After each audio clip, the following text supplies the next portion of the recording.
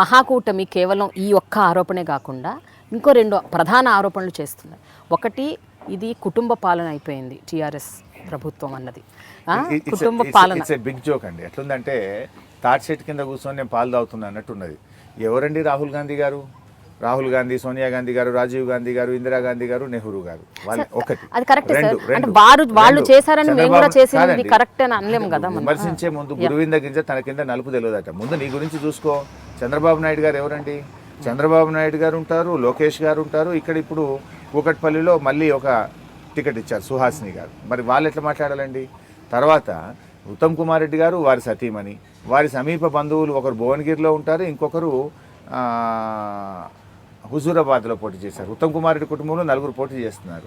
రాహుల్ గాంధీ గారి వంశపారంపర్యత తెలియంది కాదు. చంద్రబాబు అనేది విమర్శించే. If you are right you can question us. When you are from the basic వంశపారంపర్యతలో వచ్చినటువంటి మీ పార్టీలు రెండు, తెలుగుదేశం అయినా కాంగ్రెస్ అయినా, మీరు మమ్మల్ని ప్రశ్నించే హక్కు ఉందా? ఒకటి.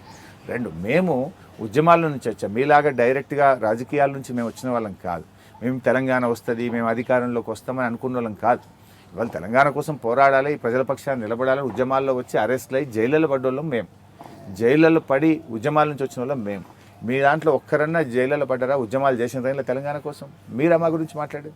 ఉద్యమాల నుంచి వచ్చి ప్రజలు ఆశీర్వదిస్తే ప్రత్యర్థుల డిపాజిట్లు గల్లంతు చేసి ప్రజల ఆశీర్వాదంతో రాజకీయాలు కొనసాగుతున్నామే తప్ప నామినేట్ చేస్తే వచ్చిన వాళ్ళం కాదు కదా మేము. మీకు ఆ మాట్లాడే హక్కు ఉంటుందా? నైతికత ఉంటుందా? అంటే అక్కడే వాళ్ళ బలహీనత ఉంది. వాళ్ళు అట్లా మాట్లాడుతున్నారంటేనే ఈ ప్రభుత్వం పనిచేయలేదని చెప్పడానికి వాళ్ళ దగ్గర పాయింట్స్ లేవు. ఈ ప్రభుత్వాన్ని విమర్శించడానికి అవకాశం లేదు కనుకనే ఈ రకంగా వ్యక్తిగతమైన ఆరోపణలు, కుటుంబపరమైనటువంటి ఆరోపణలు చేసి ప్రజల్లో ఏదైనా కొంత కన్ఫ్యూజన్ సృష్టించి ఏవో 4 సీట్లో 4 ఓట్లో సంపాదించాలనేటువంటి ఒక కుటిలత్వం బయటపడుతుంది. అలాగే టీఆర్ఎస్ ఎమ్మెల్యేలు ఎవరూ పనిచేయట్లేదు అన్నది ఒక ప్రధాన ఆరోపణ. చాలా మంది ఎమ్మెల్యేలు ఎక్స్పెషల్ అంటే మీలాంటి వాళ్ళని వదిలేని హరీష్ రావు గారు. ప్రేమ గారు, మీరు అన్న దాంట్లోనే ఉంది సమాధానం. అది ఆరోపణ మాత్రమే, అది నిజం కాదు. మా ఎమ్మెల్యేలు అసలు ఎక్కడున్నారండి? అసలు కేసీఆర్ గారు హైదరాబాద్లో ఉండనిచ్చిండ్రా మంత్రులను, ఎమ్మెల్యేలను? మేము పట్టాదారు పాస్ పుస్తకాలు పంచుకుంటూ తిరిగినాము, కళ్యాణ లక్ష్మి చెక్కులు పంచుకుంటూ తిరిగినాము, సీఎంఆర్ఎఫ్ చెక్కులు పంచుకుంటూ తిరిగినాము, రైతు బీమా బాండ్లు పంచుకుంటూ తిరిగినాము, కేసీఆర్ మన కిట్లు పంచుకుంటూ తిరిగినాము, కంటి వెలుగుల కార్యక్రమంలో కలద్దాలు పంచుకుంటా జనంలో ఉంచినారు. ఇట్లా ఒక్కటి కాదు, ఒక ప్రోగ్రాం తర్వాత ఒక ప్రోగ్రాం. ఎమ్మెల్యేలను అనునిత్యం మంత్రులను హైదరాబాద్లో సచివాలయాల్లో ఏసీ రూమ్లో ఉండనీయాలి కేసీఆర్ గారు. మమ్మల్ని ప్రజల మధ్య ఉంచినారు, ప్రజల చుట్టూ తిప్పినారు. 100% టీఆర్ఎస్ ఎమ్మెల్యేలు గత కాంగ్రెస్ మంత్రులు ఎమ్మెల్యేల కంటే 100 రెట్లు నయంగా టీఆర్ఎస్ పార్టీ ఎమ్మెల్యేలు పనిచేసిండ్రు.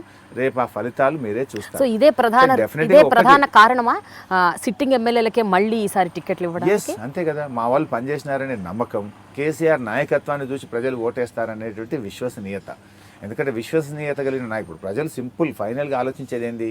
ఈ రాష్ట్రానికి ముఖ్యమంత్రిగా కేసీఆర్ ఉండాలనా, లేదు చంద్రబాబు నాయుడు చెప్పు చేతుల్లో ఉండేటువంటి కూటమి వ్యక్తి ఎవరైనా ముఖ్యమంత్రిగా ఉండాలా అన్నప్పుడు డెఫినెట్గా people will vote for KCR, not for కూటమి, not for Babu person.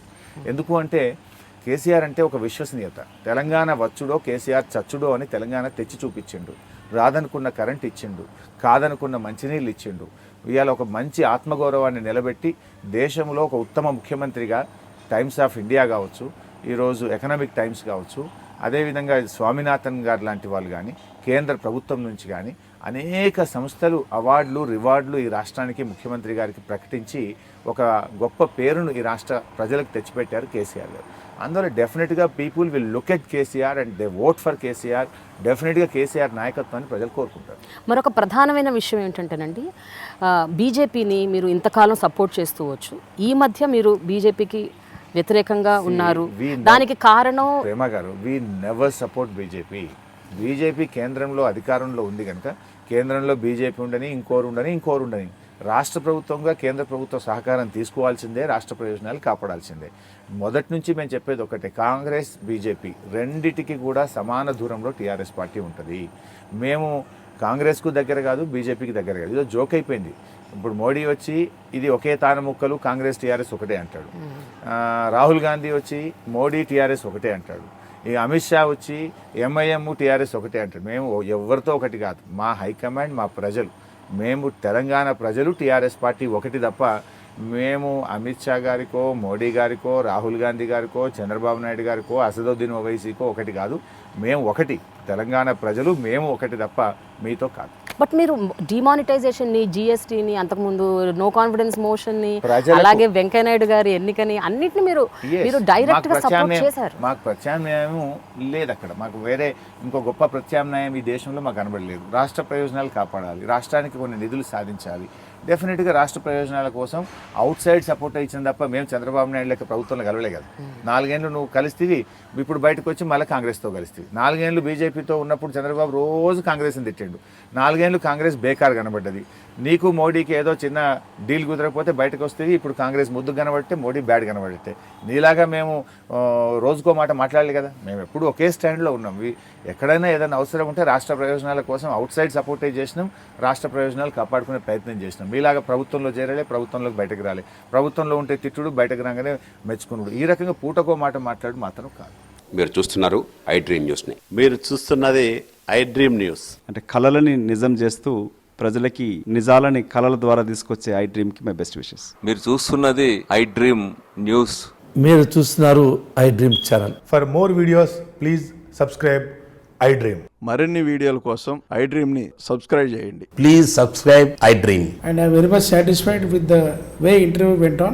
Kindly subscribe to iDream. For more videos, subscribe to iDream. and loads of fun entertainment and content.